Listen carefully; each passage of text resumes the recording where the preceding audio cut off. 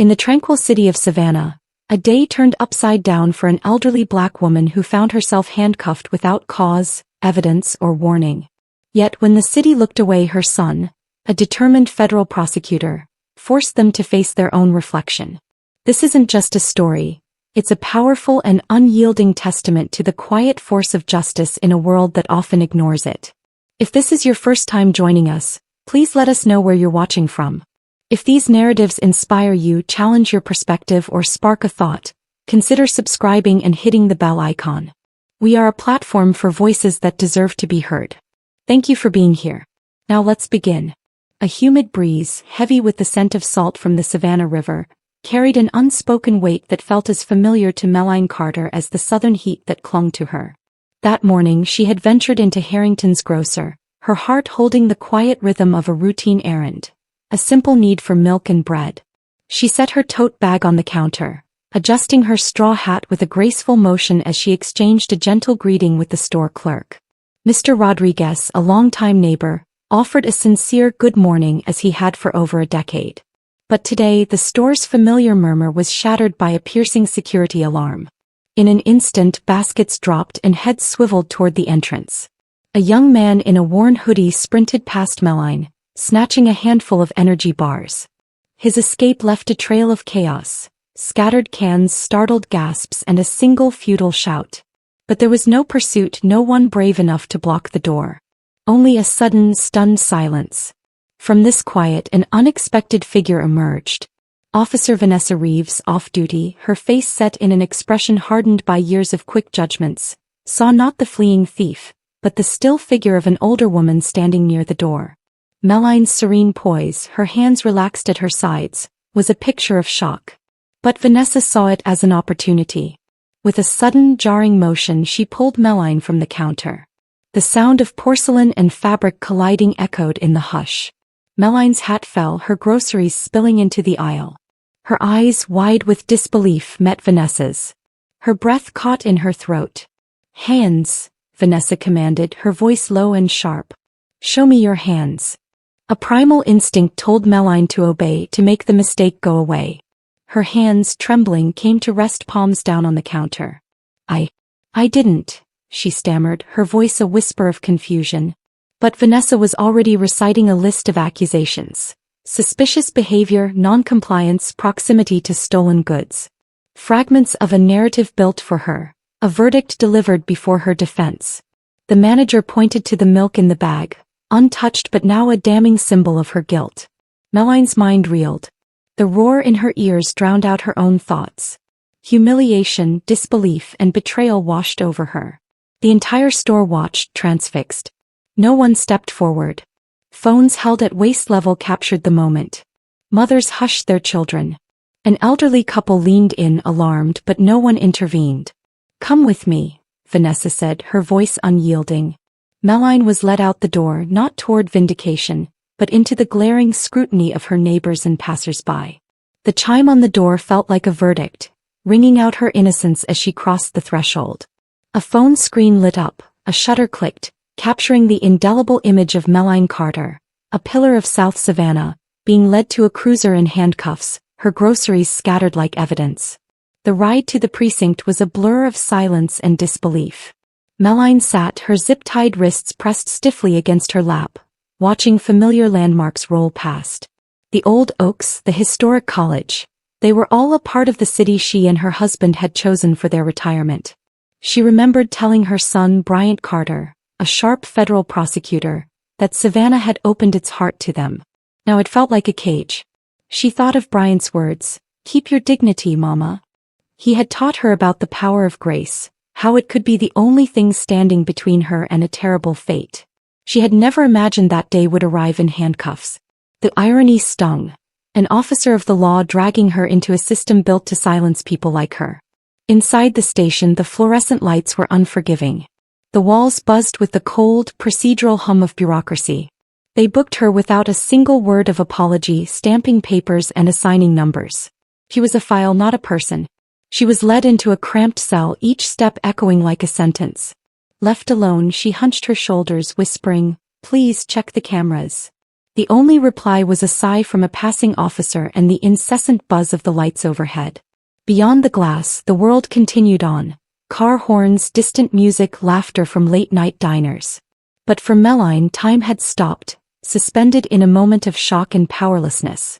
Yet a quiet fire began to stir within her. A solid, unyielding resolve, rooted in the very dignity she had been taught to protect. She realized with slow, burning certainty that this was not the end, but the beginning. If justice would not come on its own, she would become its messenger. She would need allies, fortitude, and an unbreakable conviction that the truth could not be cuffed. In the heart of Savannah, beneath a deepening night sky, the seed of something fierce and purposeful took root. In the precinct's harsh light, the gray walls seemed to shrink. Meline sat on a cold steel bench, her hands still trembling from where the plastic cuffs had bruised her wrists. The distant chatter of officers was a dull lullaby of procedural indifference. But inside her, a dam had broken. The silence that had held her in shock was giving way to a nascent fury and a fierce clarity. The shift was subtle. A quiet strength took the place of her initial disbelief. She replayed the scene in her mind. The officer's sudden grip, the cold metal, the profound silence of the bystanders. No one had stepped in. Their silence had become their complicity. Her mind went back to her youth in Savannah, where she had believed that respect and faith in the system were a shield. She had raised a son, taught generations of students, and believed her good name would protect her. But these walls whispered a different truth. Justice demanded more than quiet endurance. Across town, Bryant Carter's phone vibrated with a news alert. Local woman arrested at Savannah Market. The headline was paired with a grainy image of his mother being led away. The clinical language, detained, alleged theft, felt like a calculated erasure of her humanity. Bryant, a seasoned federal prosecutor, knew this language well. They had stolen her agency, then buried her story in passive words. He grabbed his coat, his tie a knot of resolve, and stepped out into the cool September night. He knew the precinct's halls, but tonight, they would feel the weight of a son's fury tempered by the law. Back at the station, Officer Vanessa Reeves stared at her computer screen. She had typed, subject resisted verbal commands, but had deleted it. Meline hadn't resisted. Her refusal had been silent and stoic. No struggle, no shout, just a steady, unnerving gaze. That quiet defiance felt like a spotlight on Vanessa's own unease. Her memory returned to a disciplinary hearing she had barely survived in 2015, where a young federal prosecutor had advocated for her. That woman, she now recalled, had been in the courtroom. Was there a connection? She dismissed the thought, yet a nagging doubt lingered as she typed, non-compliant behavior. Legally sound but morally empty. Minutes later, the precinct doors opened and Bryant Carter entered, his badge on display. The air went still. A young desk officer named Lopez stammered, "Mr. Carter? You're Bryant Carter." The name opened doors. "I need to see my mother," Bryant said. Lopez gestured toward the back and Bryant went straight to her cell. Meline rose slowly, standing with a dignity that defied her age. He put a hand on her arm, a gentle but firm promise. "Let's go, Mama." They walked out into the night, the air no longer feeling like a punishment but a probation of conscience. In his car, Meline slid into the passenger seat, closing her eyes. The car smelled of old leather and memories. He didn't start the engine. "Why didn't you call me?" His voice was a mix of love and pain. She opened her eyes. "I wanted to see who still saw me for me." He absorbed her words, his jaw tightening. "They broke protocol," he said. "They broke faith," she corrected. "Not with the law but with humanity." They drove through Savannah's historic streets. Meline watched the streetlights flicker across the water. She took a slow breath. "I didn't want to give them the satisfaction of a complaint," she said. "I would have been a troublemaker. I couldn't be public with it." "Not yet." Bryant looked over, impressed. "Calculated." "They underestimate the silence of black women," she replied. "We speak with our presence. Tonight I spoke without a word." His hands tightened on the steering wheel, resolute. "This silence," he said, "is going to crack the system wide open." Then his voice softened. "And I'm here, Mama. I promise." Silence returned, not as complicity but as understanding. He pulled over by the riverfront. "What do you want from me now?" Her reflection merged with the city lights on the water. She reached into her purse and pulled out a scrap of paper. Names, she whispered. I want the names of every officer who stood by. I want the names of the witnesses. I want the names of the chain of command responsible. Bryant's pulse quickened. That's going to be messy. She met his gaze, steady and indomitable. If we want cracks to become fissures, we need evidence. Absolutely. We need the store cameras, the neighbors who recorded the customer statements. And you, Bryant, your voice in those reports will pull the truth from the silence. He nodded. I'll draft the motions. I'll flood their bureaucratic system with paperwork. Melline offered a small, proud smile. And then we take it to court. We show them what silence looks like when it becomes an accusation. At the precinct, Officer Reeves stared at grainy surveillance stills of Melline. She saw something she hadn't noticed before. Not a victim but an undeniable strength. That quiet power was deeply unsettling. She logged into the internal records, tracing her own disciplinary past, and then hesitated, realizing the lines she had crossed. Her fingers trembling, she picked up the phone. Dispatch, this is Officer Reeves. I need to request all footage on the Carter incident. And I want to file a second personal report, reflecting statements I made, things I should not have said. A heavy exhale. The silence she had built her career on was cracking too. That night, while Savannah slept, two narratives began to unfold. One of a resistance ascending from decades of quiet suffering, and another of a conscience responding to its own failings. The silence had broken. The echoes were beginning. The sound of her name didn't just echo in a courtroom. It rippled through the institutions that had tried to make her invisible. Melline Carter. A name Officer Vanessa Reeves could no longer ignore. Not after the footage, not after the whispers. What had begun as a simple patrol log entry was now a force far bigger than Reeves had ever anticipated, and Bryant Carter's motions were adding fuel to the fire. At the heart of it was the profound weight of a name that refused to be reduced to a case number. A name that held memory, meaning, and a painful history. In the days after her release, Melline moved not with anger but with purpose. The silence she had carried for decades had become a quiet storm gathering speed. She was no longer just a fixture in her community. She was an icon. Former students approached her, leaving flowers on her doorstep. Neighbors offered to repair her porch. It was as if Savannah had finally remembered her dignity, with the urgency of guilt and regret. Bryant's desk was now buried in legal motions, each post-it note a question. Did the officers follow de-escalation protocol? What complaints are on file against Reeves? Yet he was haunted by a simpler thought. Why did it take a federal prosecutor's name to open doors for someone like his mother? He had watched Melline navigate a world of systemic racism with the grace of a dancer who had memorized every crack in the floor. He had seen her rehearse speeches for school board meetings only to be cut off. He had seen her accept apologies never offered, forgive wounds never acknowledged. Now, as he prepared to enter court not just as a son but as her counsel, he felt a dual sense of readiness and profound grief. His mother's name wasn't just a label. It was the legacy of all those who had been unheard before her. The teachers, the nurses, the mothers who carried communities but never earned headlines. In a moment of quiet, Bryant visited his father's grave, a civil rights organizer who had never been published but had taught his son to speak truth through silence. "Dad," he whispered. "She's doing it. Your girl is doing it." Back at home, Melline sat with her niece, Janelle, who had taken a semester off to help. Janelle had digitized dozens of community letters about their own experiences with Reeves. The case was no longer about one woman. It was about a pattern, a system, a reckoning. "You were always strong," Janelle said. Melline gently touched her hand. "Baby, strength isn't something you wait for people to see. It's something you become when the world won't let you rest." At the precinct, Vanessa Reeves was falling apart. She couldn't sleep. Her partner had stopped returning her texts, and her superior had reassigned her to desk duty. She had filed the report thinking no one would care because no one ever had before. Now her name was being mentioned in city council meetings. Accountability had found her address. On the courthouse steps, protesters gathered not with shouts, but with a silent statement. They held up hundreds of mirrors. It was Janelle's idea, mirrors to reflect the faces of power back at itself. Reeves, arriving for a hearing, was forced to walk through a gauntlet of her own reflection, her image becoming unbearable. Inside, Bryant stood before the judge, his calm precision a quiet force.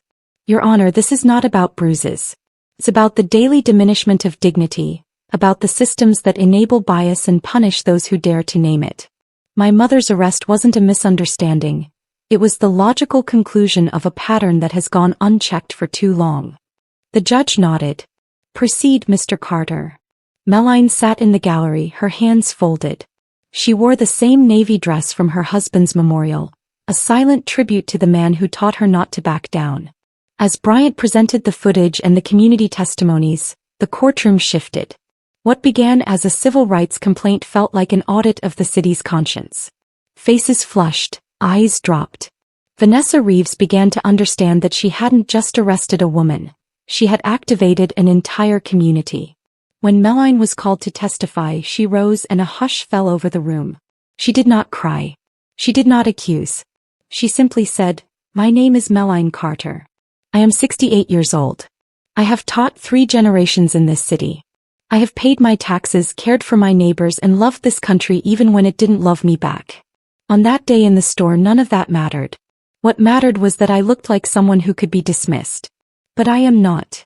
And she sat down. The silence that followed was profound. Her name no longer echoed. It rang not as a warning but as a promise. Savannah had finally met itself. Savannah was a city built on contradictions: Spanish moss and unspoken segregation, warm hospitality and hidden cruelty. But in the wake of Melline Carter's quiet, powerful stand, something fundamental shifted. The silent conversations that once took place in hushed tones began to spill into town halls, church basements and park benches. The question was no longer whether what happened to her was unjust. It was whether Savannah was ready to look in the mirror. The court hearings became a mirror for the city's conscience. Journalist Marcus Day published the Carter Files, revealing a decade-long pattern of complaints against Officer Reeves that had been ignored. This wasn't about one woman anymore. It was about every complaint that had been dismissed until now. At a downtown barbershop, a retired preacher asked, "If Miss Carter wasn't enough, what hope do the rest of us have?" His words were met with a silent, knowing agreement. Vanessa Reeves, once defiant, had vanished from public life. Her uniform lay folded in her closet as Internal Affairs reopened her old cases. Her silence was no longer a weapon but a prison. Back at her home, Melline tended her garden, a place that had always given her peace. Janelle kept her updated. "They're saying you've done more in 3 weeks than the city council has in 3 years. Melline smiled, pulling another weed. She knew movements weren't built on moments of rage but on daily, quiet care. A week before the final court date, the mayor requested a private meeting. He looked visibly shaken. "Miss Carter," he began, "I want to apologize for what happened and for what didn't happen after." "Are you apologizing because you believe it's right or because people are watching?" Melline asked. "Both," he admitted. "Then let's talk about what comes next." From that conversation came the seeds of reform: mandatory bias training and an independent citizen review board. But Melline didn't stay for the photo ops. Outside City Hall, a mural had been painted overnight. It depicted a woman in silhouette, her headscarf a symbol of quiet dignity. The words beside her read, "Respect isn't given for silence. It's earned through truth." Melline's name was signed below it. She stood for a moment, then turned to Janelle. "Tell them to take my name off. It was never about me. The mural," she insisted, "should belong to everyone who never got a headline." Over the next few days, dozens of names were added, some alive, some long gone. The mural grew in both size and significance. On the final day of court, Bryant rose to speak. "Your Honor, this case isn't about one officer's mistake. It's about what happens when a city refuses to believe its own people. My mother didn't demand justice, she embodied it. Every policy and every pledge made means nothing if the next Melline Carter isn't protected. I ask this court not only to acknowledge harm, but to prevent its repetition." The judge nodded. In a voice that slightly cracked, he addressed the courtroom. "This court recognizes the pattern of misconduct and the failure of oversight that allowed it to persist. We recommend the immediate exoneration of Miss Carter and call for a review of departmental practices." Melline didn't cheer or smile. She simply closed her eyes, breathing deeply, letting the moment pass through her like light through stained glass. Quiet, fractured, and beautiful. Outside the city buzzed. But inside her Savannah had finally met itself. It had listened. And for the first time in a long time it was beginning to change. The courthouse fell silent. The case hadn't faded. The city had simply reached a point where silence said everything. Melanie Carter stood on the granite steps watching people filter away. Justice, she had learned, didn't always arrive with fireworks. Sometimes it came like a pause, awkward and uncertain, holding its breath. The verdict was in, the reforms were underway. Officer Reeves was gone. But none of it brought peace. "We did it," Bryant said softly beside her. "Did we?" Melanie asked. "We got the outcome we wanted." "And yet," she whispered, "why does it feel like it came too late for so many?" This was the truth she carried. For every name on that mural, for every person who didn't have a lawyer son, justice had stood still, watching, waiting, complicit in its own delay. She looked out over the square where a boy on a bike shouted to a friend, "My mom says Miss Carter changed the city." Melanie blinked back a tear. Change, she thought, wasn't something you held. It was something you nurtured. That night in her kitchen she added a new clipping to her husband's old tin of news stories. Carter versus Savannah, a name restored. She didn't feel restored, she felt responsible. Across town, Vanessa Reeves sat in a motel room, her silence now a prison. She looked in the mirror, but all she saw was a face frozen in the moment before her world collapsed. Melanie, meanwhile, stared at her own reflection, not in shame but with resolve. She hadn't fought for revenge. She had fought to remind her city who it claimed to be. Justice doesn't always roar, she thought. Sometimes it simply refuses to disappear. And for now that was enough.